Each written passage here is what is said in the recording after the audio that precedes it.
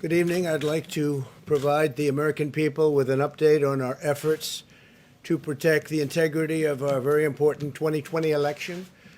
If you count the legal votes, I easily win.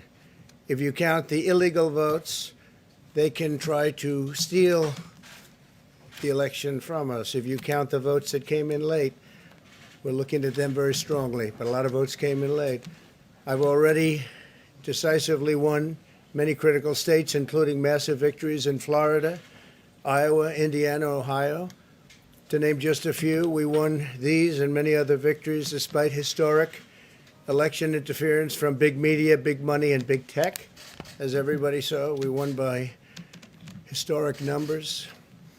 And the pollsters got it knowingly wrong. They got it knowingly wrong. We had polls that were so ridiculous, and everybody knew it at the time. There was no blue wave that they predicted. They thought there was going to be a big blue wave. That was false. That was done for suppression reasons. But instead, there was a big red wave. And it's been properly acknowledged, actually, by the media. They were, I think, very impressed. But that was after the fact. That doesn't do us any good. We kept the Senate despite having twice as many seats to defend as Democrats.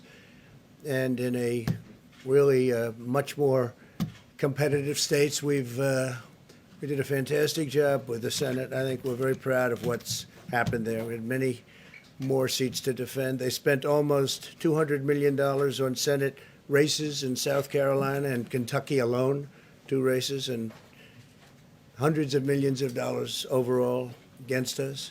At the national level, our opponents' major donors were Wall Street bankers and special interests. Our major donors were police officers, farmers, everyday citizens.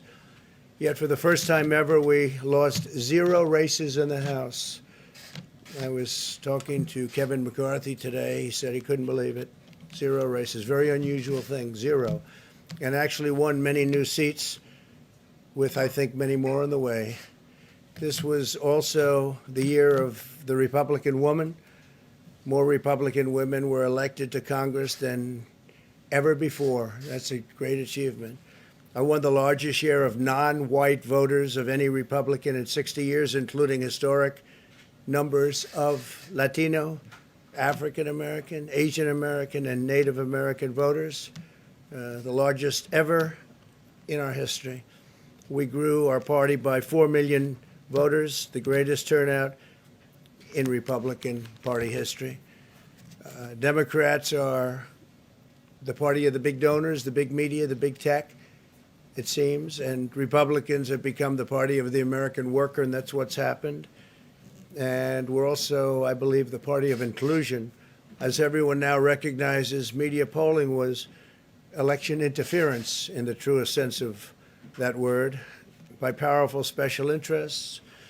These really phony polls, I have to call them phony polls, fake polls, were designed to keep our voters at home, create the illusion of momentum for Mr. Biden, and diminish Republicans' ability to raise funds.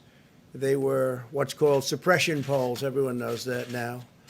And it's never been used to the extent that it's been used on this last election. To highlight just a few examples, the day before election, Quinnipiac, which was wrong on every occasion that I know of, had Joe Biden up by 5 points in Florida, and they were off by 8.4 points, and I won Florida easily. So they had me losing Florida by a lot, and I ended up winning Florida by a lot. Other than that, they were very accurate.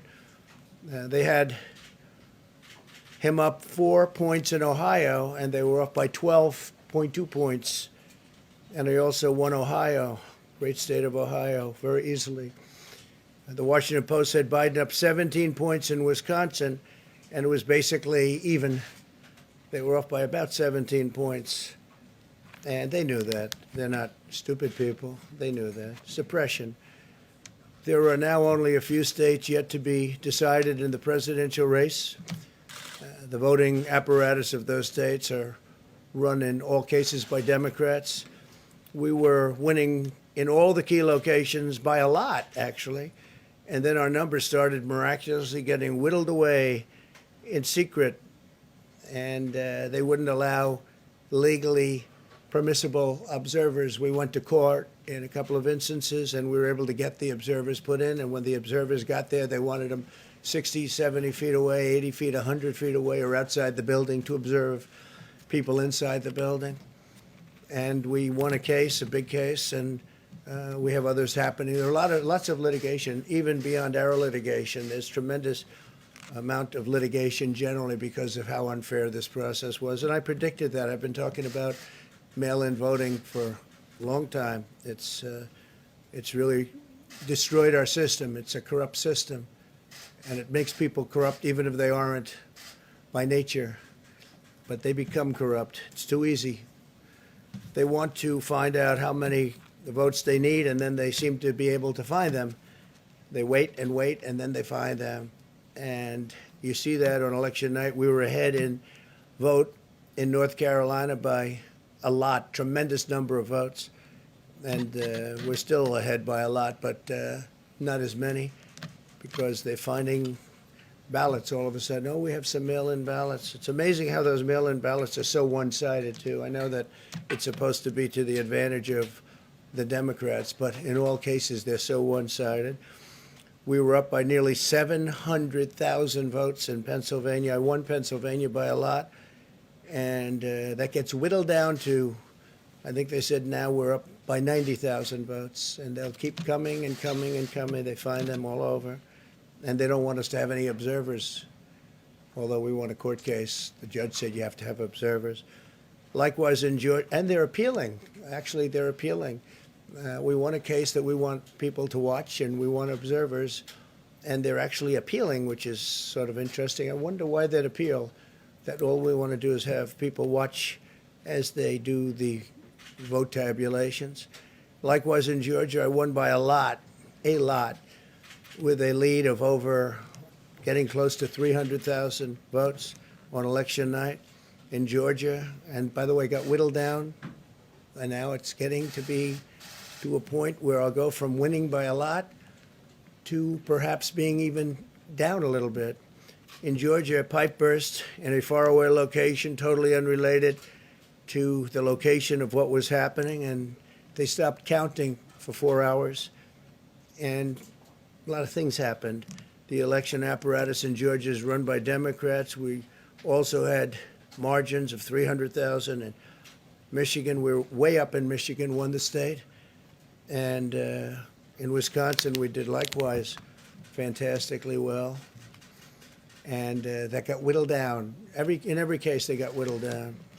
Today, we're on track to win Arizona. We only need to carry, I guess, 55% of the remaining vote, 55% margins. And that's a margin that we've significantly exceeded. So we'll see what happens with that. But we're on track to do okay in Arizona.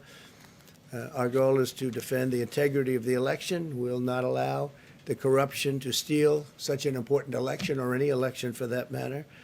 And we can't allow anybody to silence our voters and manufacture results. I've been doing a lot of public things for a long time. I've never had anything that's been as inspirational, by people calling, talking, sending things to us. I've never seen such love and such affection and such spirit as I've seen for this. People know what's happening, and they see what's happening, and it's before their eyes.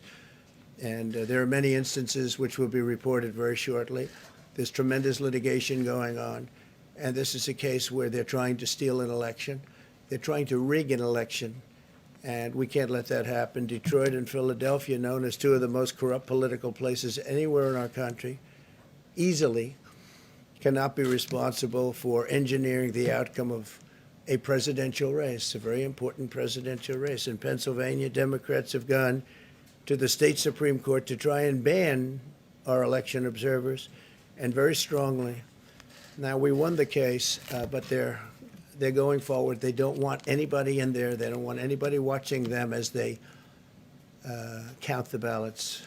And I can't imagine why. There's absolutely no legitimate reason why they would not want to have people watching this process, because if it's straight, they should be proud of it. Instead, they're trying, obviously, to commit fraud.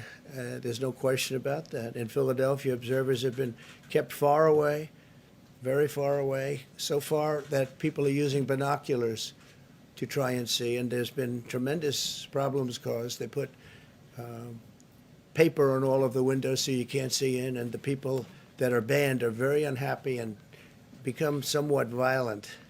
The 11th Circuit ruled that in Georgia the votes have been in by Election Day, that they should be in by Election Day, and they weren't. Votes are coming in after Election Day. And they had a ruling already that you have to have the votes in by Election Day. To the best of my knowledge, votes should be in by Election Day. And they didn't do that.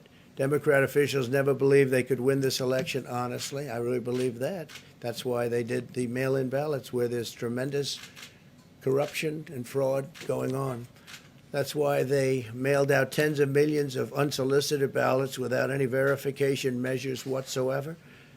And I've told everybody that these things would happen because I've seen it happen. I watched a lot of different elections before they decided to go with this big, massive election with tens of millions of ballots going out to everybody, in many cases totally unsolicited. This was unprecedented in American history. This was by design, despite years of claiming to care about the election security. They refused to include any requirement to verify signatures, identities, or even determine whether they're eligible or ineligible to vote. People are walking in there. They have no idea. They just take in numbers. They're writing down things, the workers, and doing a lot of bad things. And we have a lot of information coming and litigation that you'll see that will shake even you people up. And you've seen it all. The officials overseeing the counting in Pennsylvania and other key states are all part of a corrupt Democrat machine that you've written about, and for a long time you've been writing about the corrupt Democrat machine. I went to school there, and I know a lot about it. It hasn't changed. It's a long time ago, and hasn't changed. It's gotten worse. In Pennsylvania, partisan Democrats have allowed ballots in the state to be received 3 days after the election, and we think much more than that. And they're counting those without even postmarks or any identification whatsoever. So you don't have postmarks, you don't have identification. There have been a number of disturbing irregularities across the nation. Our campaign has been denied access to observe any counting in Detroit. Detroit is another place, and I wouldn't say it has the best reputation for election integrity. Poll workers in Michigan were duplicating ballots, but when our observers attempted to challenge the activity, those poll workers jumped in front of the volunteers to block their view so that they couldn't see what they were doing. And it became a little bit dangerous. One major hub for counting ballots in Detroit covered up the windows again with large pieces of cardboard, and so they wanted to protect and block the counting area. They didn't want anybody seeing the counting, even though these were observers who were legal observers that were supposed to be there. In Detroit, there were hours of unexplained delay in delivering many of the votes for counting. The final batch did not arrive until 4 in the morning, and even though the polls closed at 8 o'clock, so they brought it in, and the batches came in, and nobody knew where they came from. We've also been denied access to observe in critical places in Georgia. In multiple swing states, counting was halted for hours and hours on election night, with results withheld from major Democrat-run locations only to appear later. And they suddenly appeared, and they all had the name Biden on them, or just about all. I think almost all.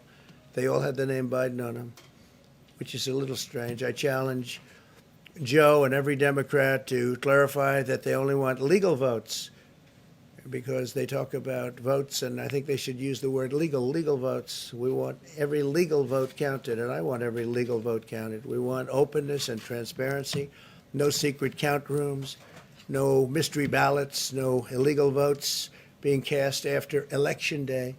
You have Election Day, and the laws are very strong on that. You have an Election Day, and they don't want votes cast after Election Day, and they want the process to be an honest one. It's so important. We want an honest election, and we want an honest count, and we want honest people working back there because it's a very important job. So that's the way this country is going to win. That's the way the United States will win. And we think we will win the election very easily. We think there's going to be a lot of litigation because we have so much evidence, so much proof, and it's going to end up perhaps at the highest court in the land. We'll see.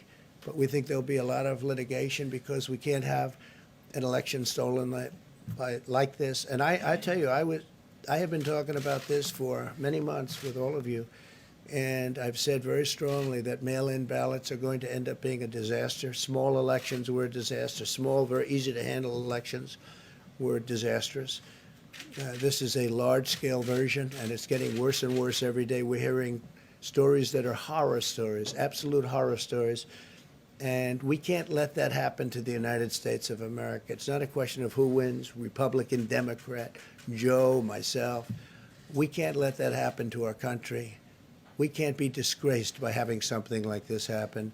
So it will be hopefully cleared up, maybe soon, I hope soon, but it'll probably go through a process, a legal process. And as you know, I've claimed certain states, and he's claiming states, and we can both claim the states, but ultimately I have a feeling judges are going to have to rule. But there's been a lot of shenanigans, and we can't stand for that in our country. Thank you very much.